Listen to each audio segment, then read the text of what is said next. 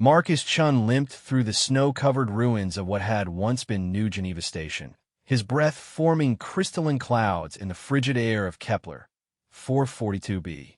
The prosthetic leg that had replaced his real one during the Centauri campaign clicked against the frozen metal debris with each labored step.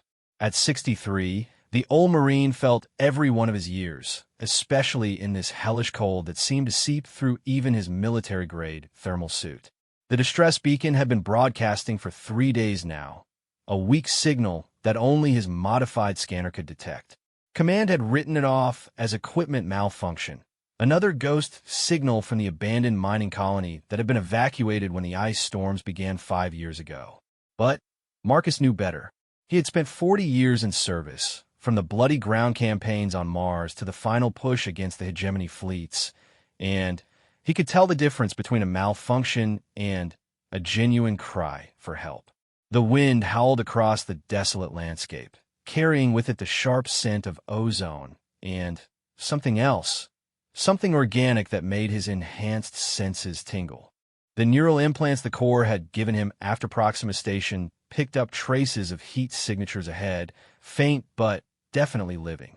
Marcus adjusted his rifle strap and pressed forward, his scarred face set in grim determination. The signal led him to what had been the colony's main research facility, a massive dome structure half buried in accumulated ice and snow. The entrance had been sealed with emergency protocols, but Marcus had the override codes. Being a retired Marine colonel had its privileges. As the airlock cycled open, he was hit with a wave of warmer air that carried an unusual sound, a low, melodic humming that seemed almost like singing.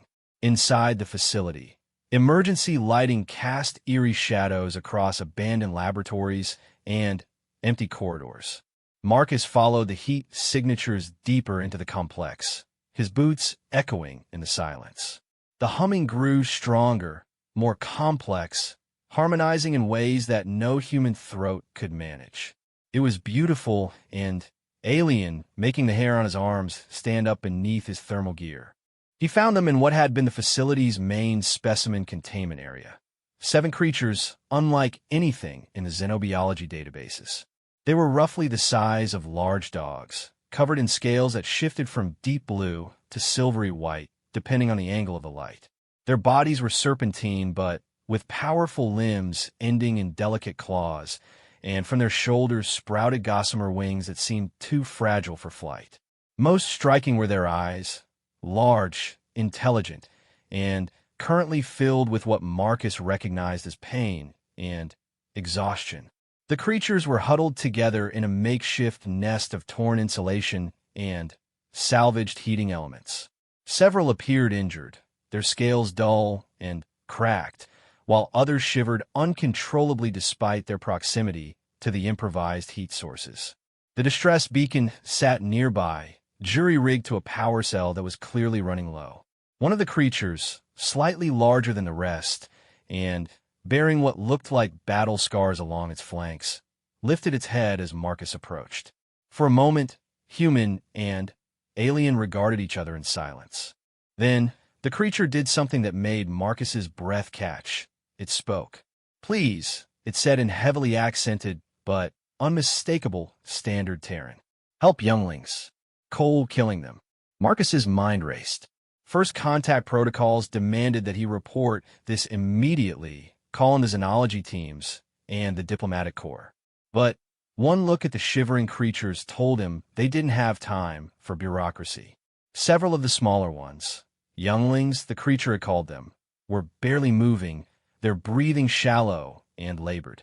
"I'm here to help," Marcus said simply, lowering his rifle and raising his hands in a peaceful gesture. "My name is Marcus. Where are you called?" The scarred creature's eyes widened slightly, and it exchanged what sounded like rapid conversation with its companions in a language of musical tones and subtle harmonics. Then it turned back to Marcus. "I am Skyweaver Kethral. These are my—" The creature paused, searching for words. "My family group. We crashed here when the storms came. Ship broken. Heat failing. We sing to keep warm, but not enough." Marcus nodded, his mind already working on solutions. The facility's main power grid was down, but there were backup systems, emergency shelters designed for extreme weather. More importantly, his ship was parked outside with a full medical bay and climate control systems. "How long have you been here?" he asked, already moving toward the nearest control panel. "Many sun cycles," Kethral replied. "We eat what we can find, fix what we can fix. But cold grows stronger. Younglings grow weak." As if to emphasize the point, one of the smaller creatures let out a weak cry, its voice a pale echo of the harmonious tones the others produced.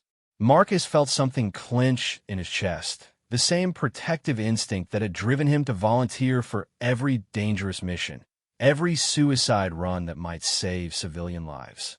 "Listen to me," he said, his voice carrying the authority of 4 decades of command. "I'm going to get the emergency power running and boost the heat in this section. Then I'm going to take you and your family to my ship where it's warm and safe. Can you move the younglings?" Kethral's eyes brightened with something that might have been hope. "Yes, we carry them. But why do you help?" "We're not your kind." Marcus paused in his work on the control panel, thinking of all the times he had asked himself the same question about human soldiers under his command. Why risk everything for people you barely knew? Why put yourself in danger for strangers? "Because it's the right thing to do," he said simply. "And because I know what it's like to be cold and hurt and far from home." The power systems responded to his commands with groaning reluctance, but decades of field maintenance experience paid off. Emergency heat began flowing through the vents, and the facility's lights brightened slightly. The difference was immediate. The shivering creatures lifted their heads, and their scales seemed to regain some of their luster. But Marcus knew it was only a temporary fix.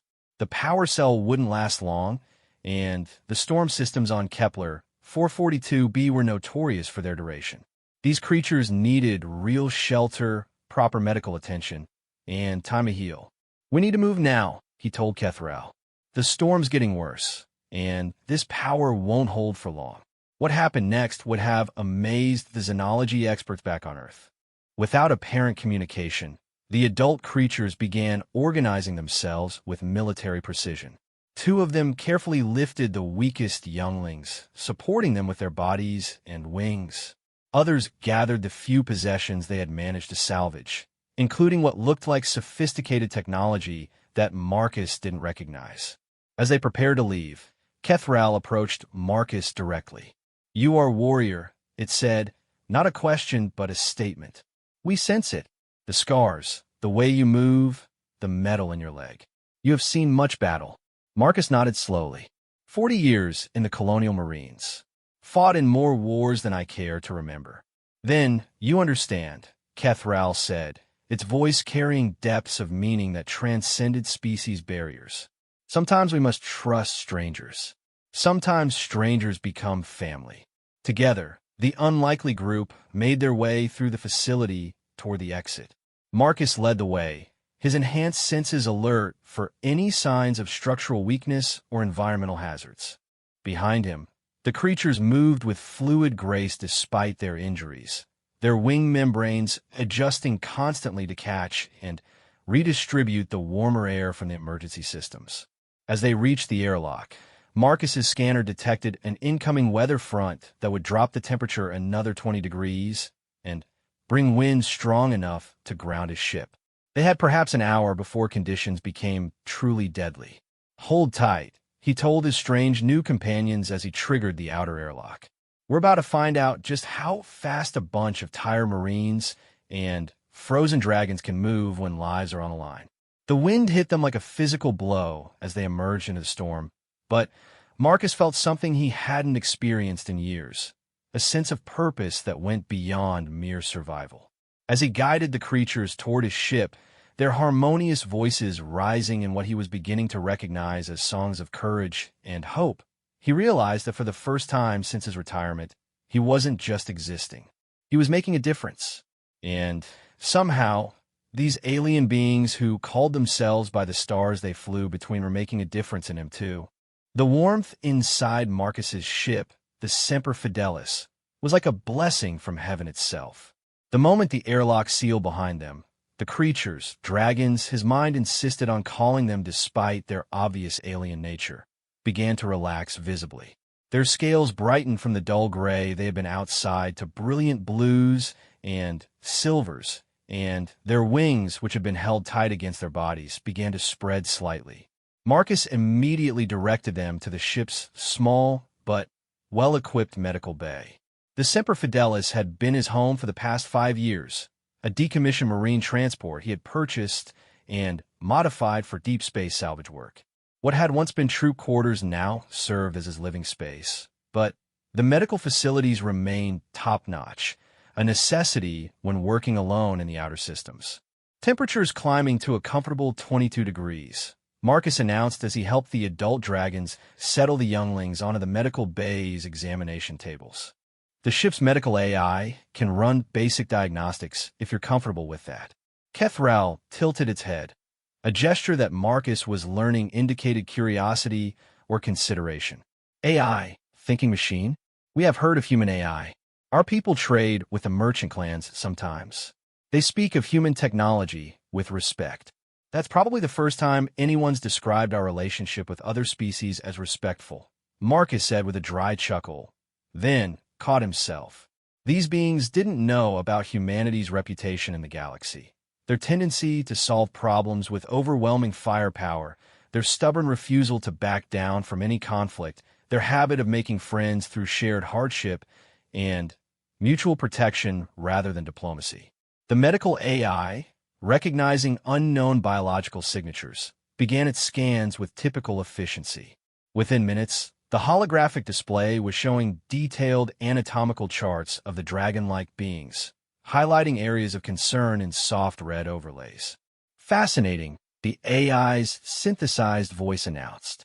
These beings possess a unique thermal regulation system based on specialized organs near their wing joints. Current analysis indicates severe hypothermia in the 3 smallest subjects, moderate hypothermia in 2 others, and signs of malnutrition in all subjects. Malnutrition? Marcus turned to Kethral. What do your people eat? The ship's food processors can synthesize most organic compounds if I know what you need. For the first time since he had met them, Kethral seemed hesitant. We are what humans might call omnivores, but our young need specific nutrients. Metals, crystalline structures. On our home worlds, we harvest these from the singing stones. Marcus frowned. Singing stones? Crystals that resonate with harmonic frequencies. They grow in caves where star songs echo. Kethral's voice took on a wistful quality. The younglings feed on these during their growth cycles. Without them, the dragon didn't need to finish.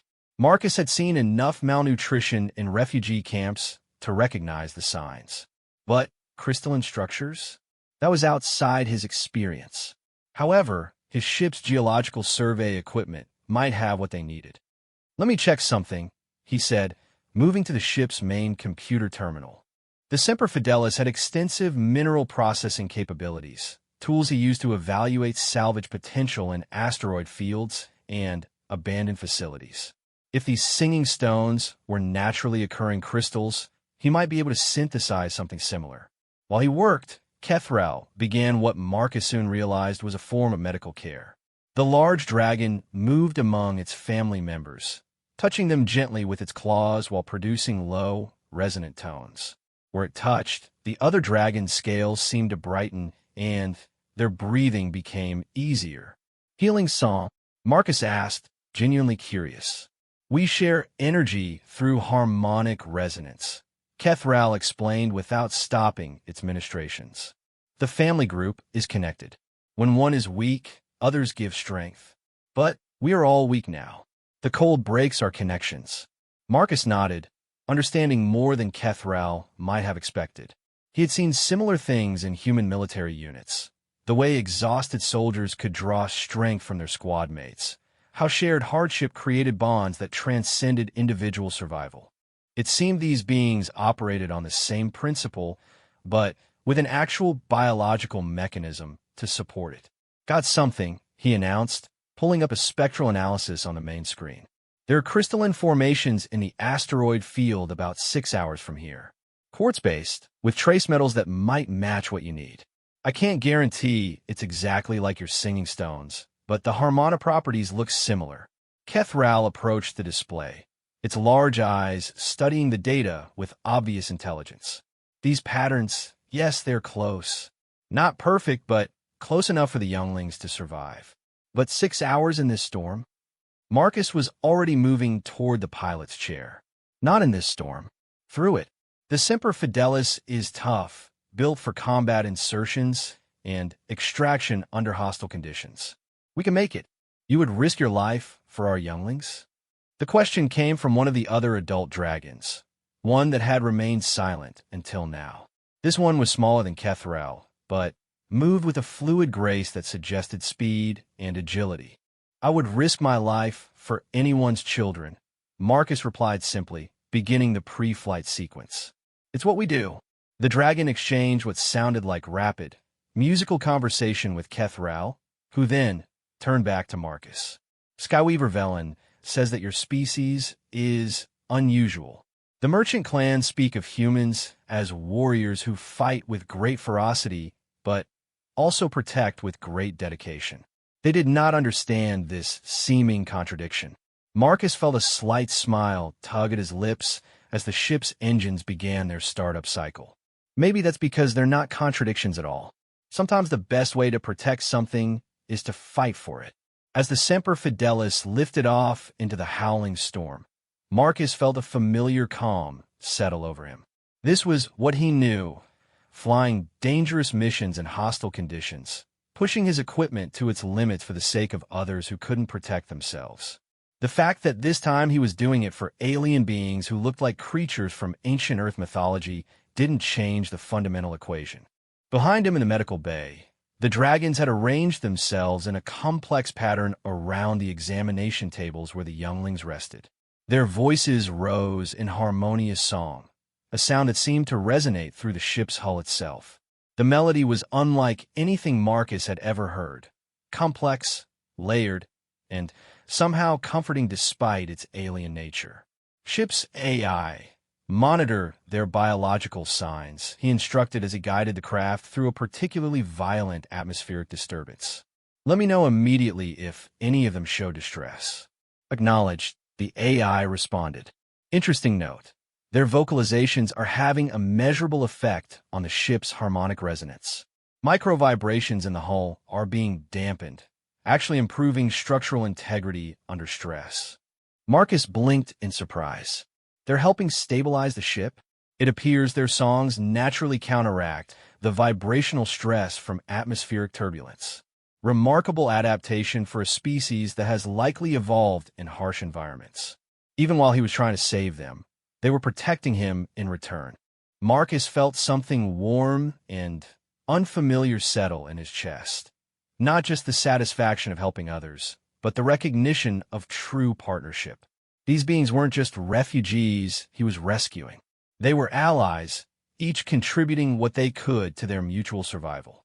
The asteroid field loomed ahead through the storm, a scattered collection of rocky debris that would normally require careful navigation under optimal conditions. In the current weather, with visibility near zero and gravitational anomalies from the planet below, it should have been a suicide mission. But Marcus had flown worse, and now he wasn't flying alone. Kethral, he called back to the medical bay, I'm going to need precise harmonic readings as we approach those crystals. If your people can detect the resonance patterns, they can help me find exactly what we need. We hear you, Marcus Chun, came the reply, and for the first time since meeting them, Marcus heard something in the dragon's voice that he recognized from his own troops after successful missions. Confidence mixed with growing trust. Then, let's go mining, Marcus said, pushing the ship deeper into the asteroid field. Around him, the dragon's voices rose in a new pattern, one that seemed to pulse with the ship's sensors and guide him toward the crystalline formations that might mean the difference between life and death for their younglings.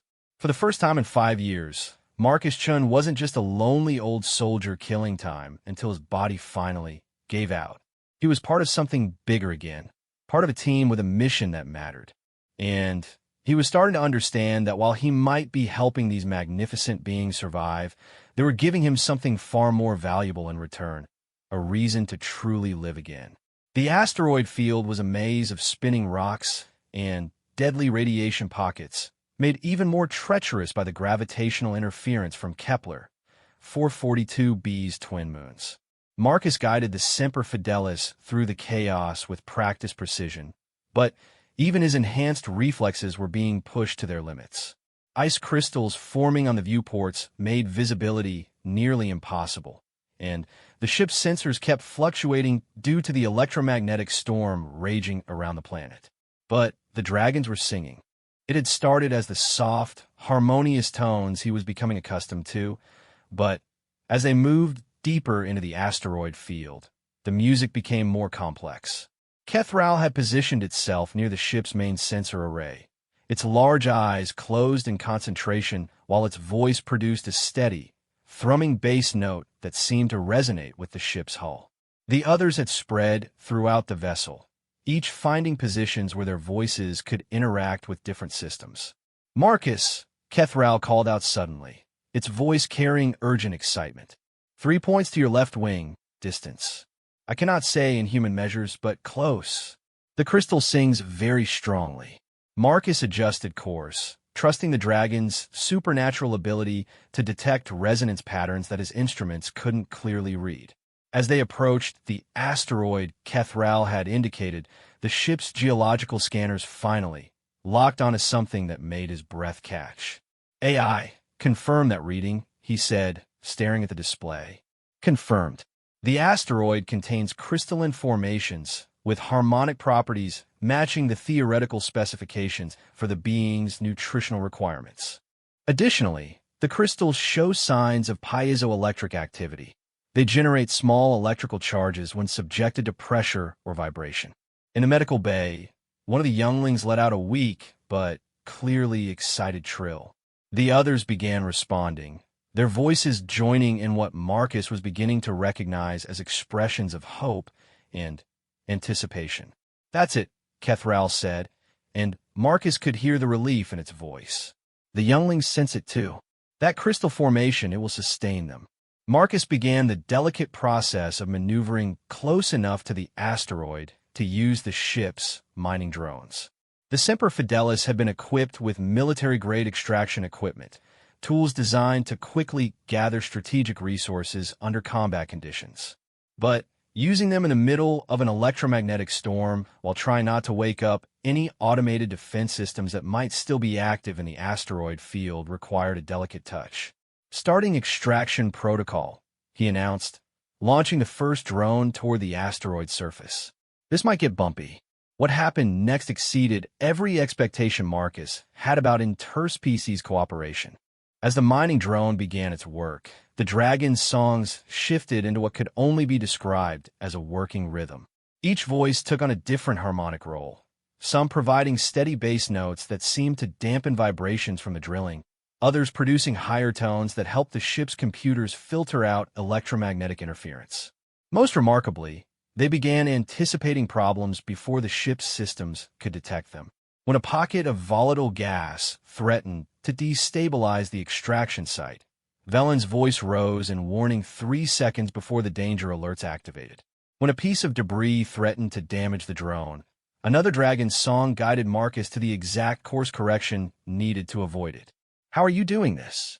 Marcus asked during a brief lull as the first extraction drone returned with its payload. "Your machines make vibrations," Kethral explained, not breaking its concentration. "Everything makes vibrations. We hear them all, understand their patterns. Your ship's heart beats fast when systems strain. Your tools sing different songs when they work properly versus when they struggle. We simply listen." Marcus felt a chill that had nothing to do with the cold outside. These beings could effectively read his ship's condition better than his own diagnostic systems. They were providing real-time feedback on equipment performance, environmental hazards, and system efficiency that no human technology could match. In military terms, they were the most sophisticated sensor array he had ever encountered. But there were also people.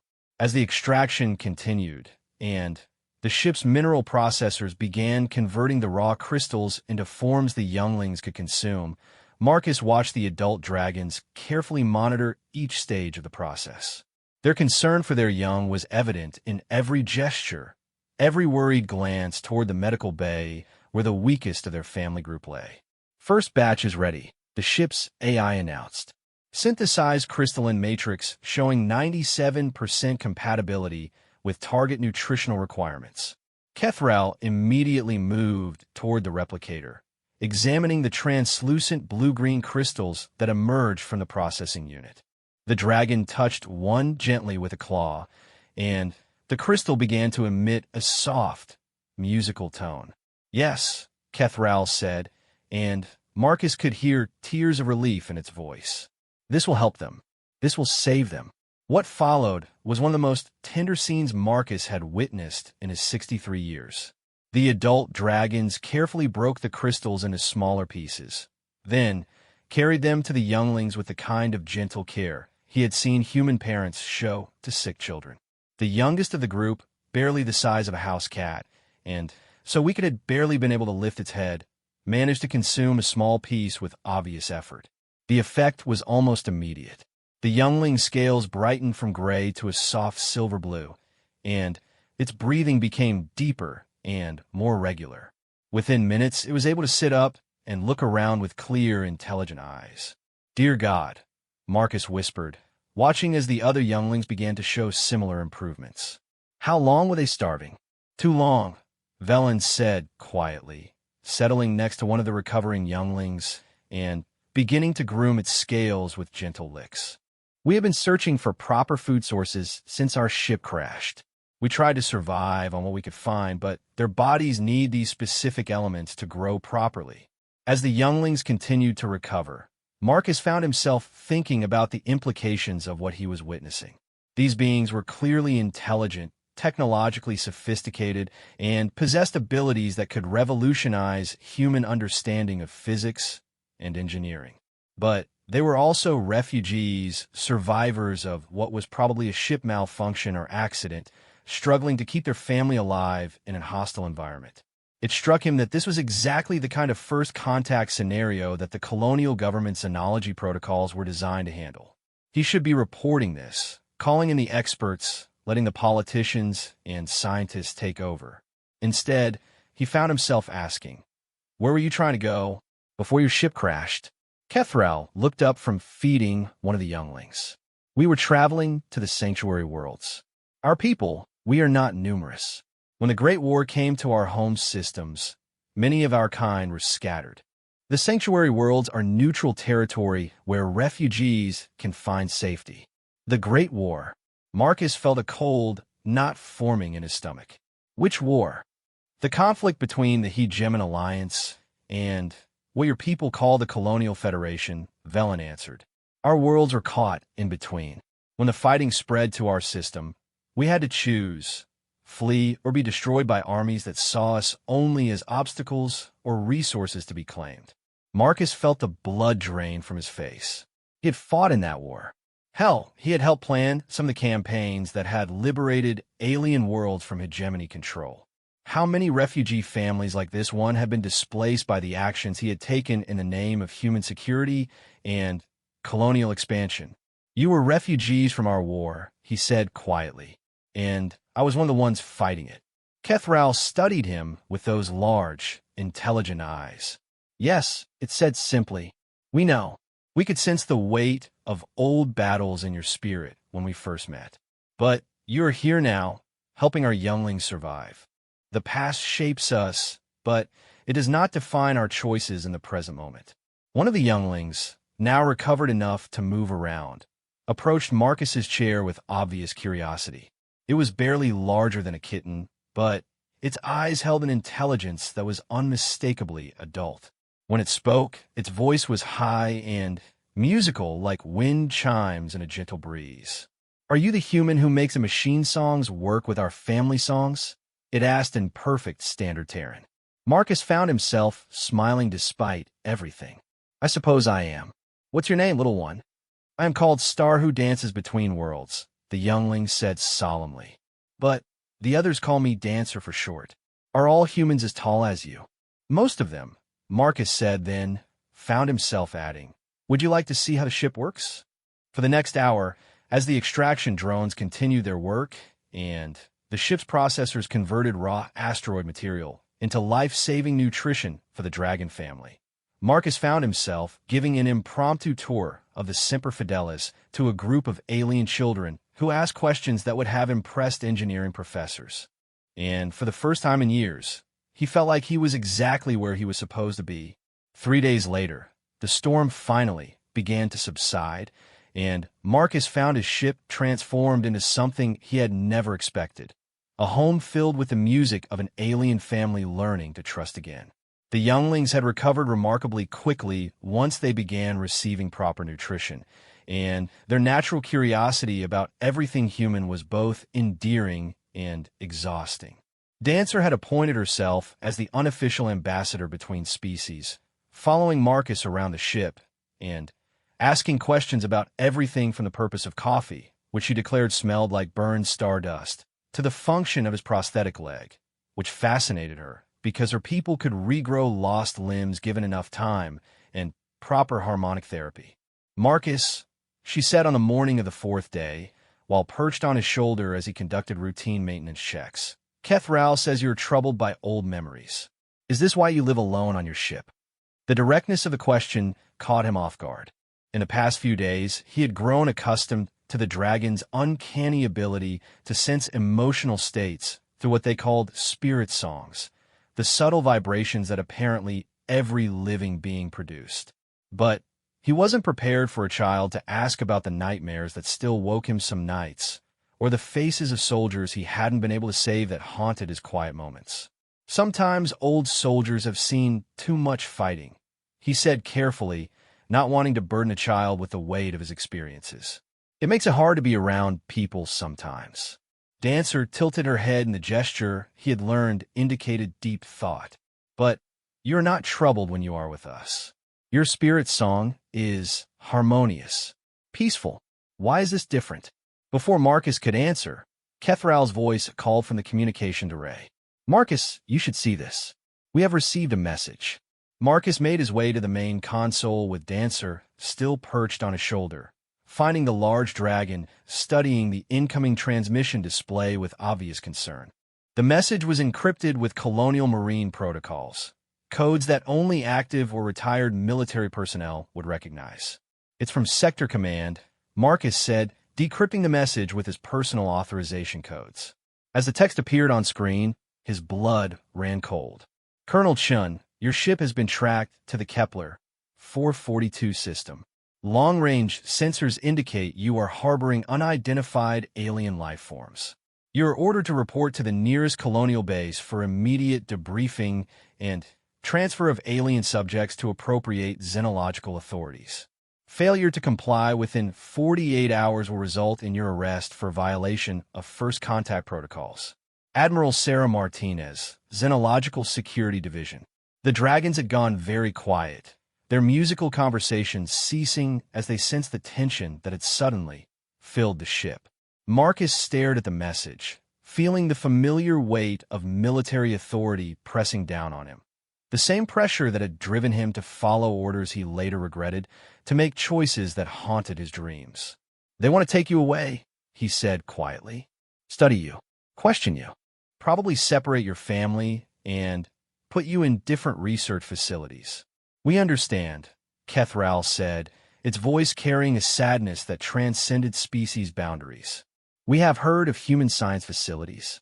The merchant clans speak of beings who enter them, but do not leave. We do not blame you. You have already risked much to help us. If you must surrender us to your authorities." "No." The word came out harder than Marcus intended, and he felt something crystallize in his chest, a decision that felt like coming home after a long, difficult journey. "No, they're not taking you anywhere."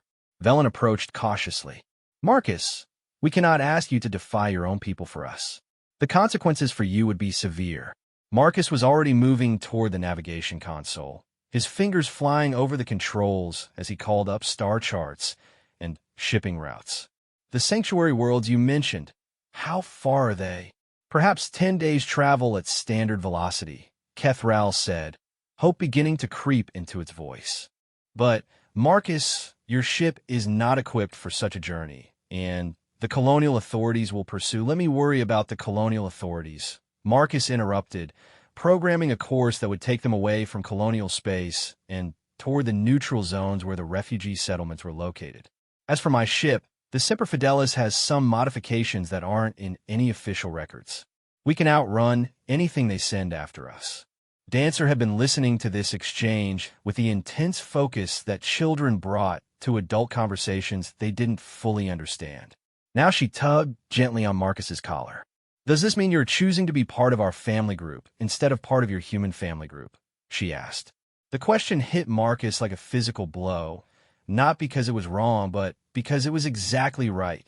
For 40 years, he had defined himself by his loyalty to the colonial marines, to human interests, to orders that came down from people who had never set foot on a battlefield or looked into the eyes of the people their policies affected. But somewhere in the past few days, listening to alien children laugh and watching parents care for their young with the same fierce devotion he had seen in human families, that loyalty had shifted. Yeah, he said, surprised by how certain he felt. I guess it does. The next few hours were a whirlwind of preparation.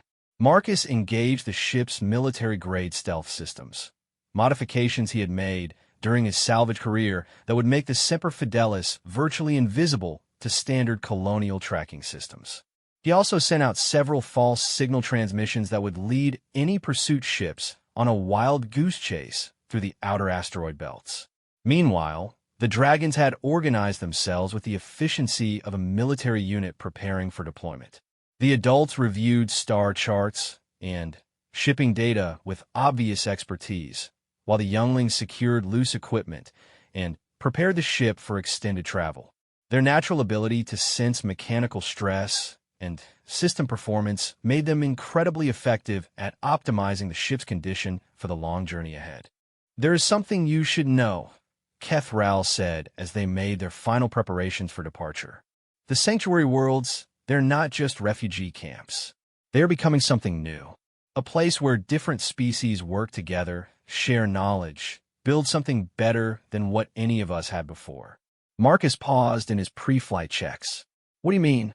Humans, Velen said, moving to stand beside Kethral, are not the only ones who have grown tired of endless wars and territorial conflicts.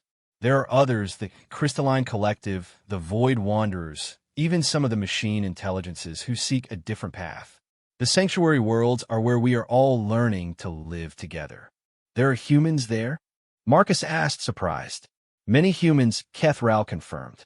Refugees from your own conflicts, soldiers who grew weary of fighting, explorers who chose knowledge over conquest. They help build the new communities, share their technologies and skills. Your people, when they're not constrained by fear and politics, they are remarkable allies. As the Semper Fidelis broke orbit and began its journey toward neutral space, Marcus found himself thinking about the implications of what he had learned.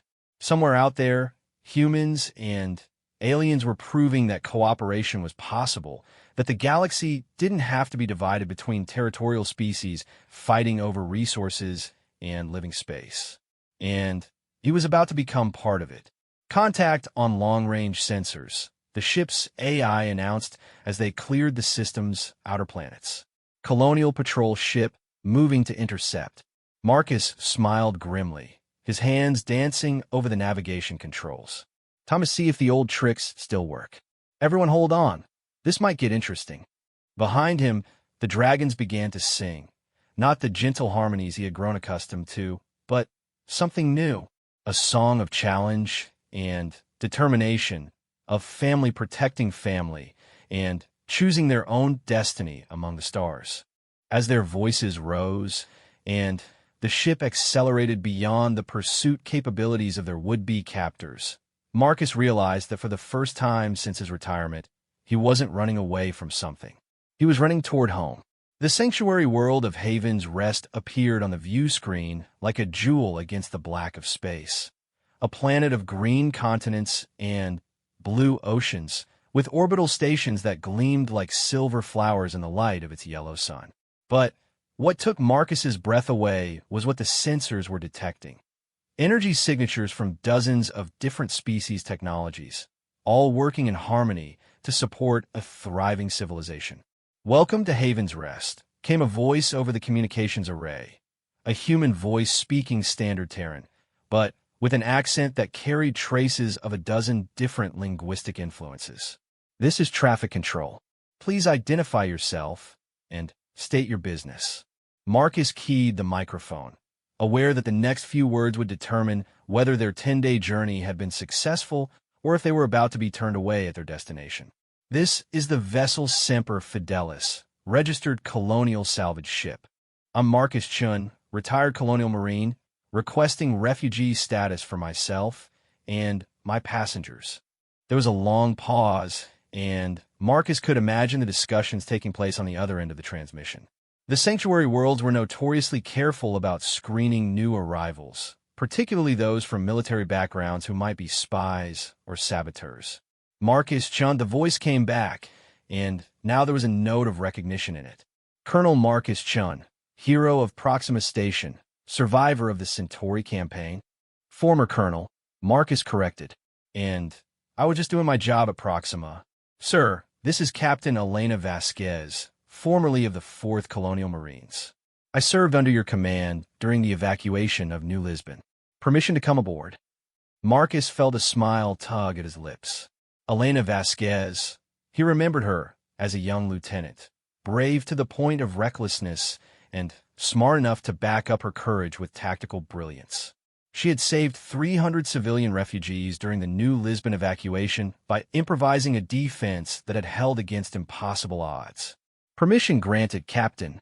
And, Elena, it's good to hear your voice." 20 minutes later, Marcus found himself face-to-face with a woman in her early 40s who wore the simple jumpsuit and insignia of Haven's Rest Traffic Control, but whose bearing still carried the unmistakable mark of a Marine officer. Elena Vasquez had aged well, her dark hair now streaked with silver, and her face carrying the kind of lines that came from responsibility and hard-earned wisdom. But what surprised Marcus most was that she wasn't alone.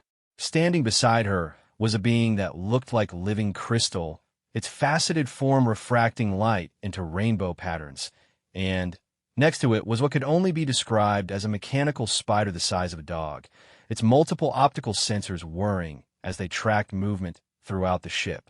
"Colonel," Elena said, offering a crisp salute that Marcus returned automatically. "Allow me to introduce my colleagues. This is Administrator Quillera of the Crystalline Collective and Technical Specialist Z9 of the Machine Intelligence Network.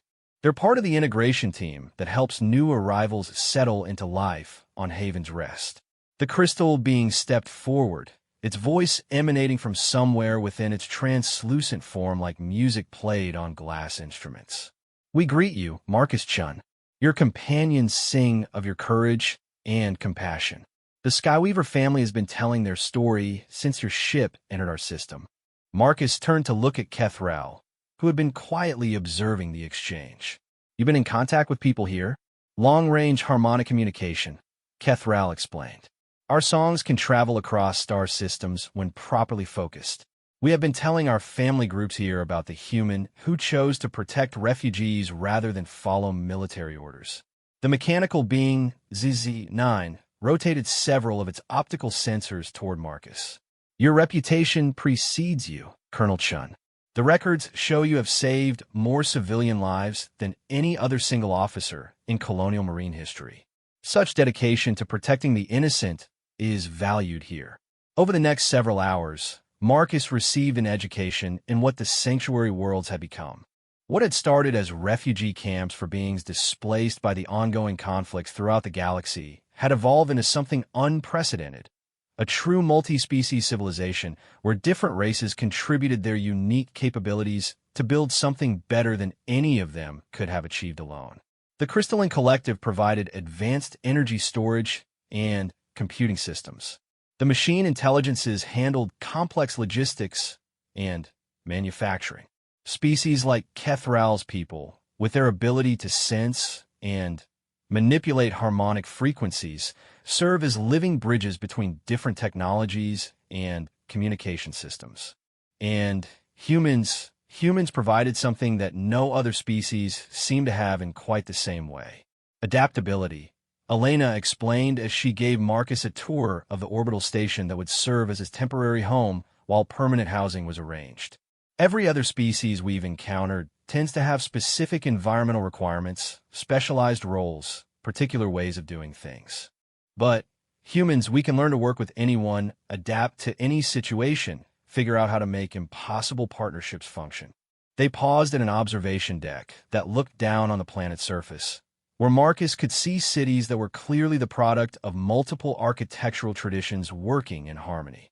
Crystalline spires rose beside organic-looking structures that seemed to have been grown rather than built, while geometric patterns that could only have been designed by machine intelligences formed the transportation networks that connected everything.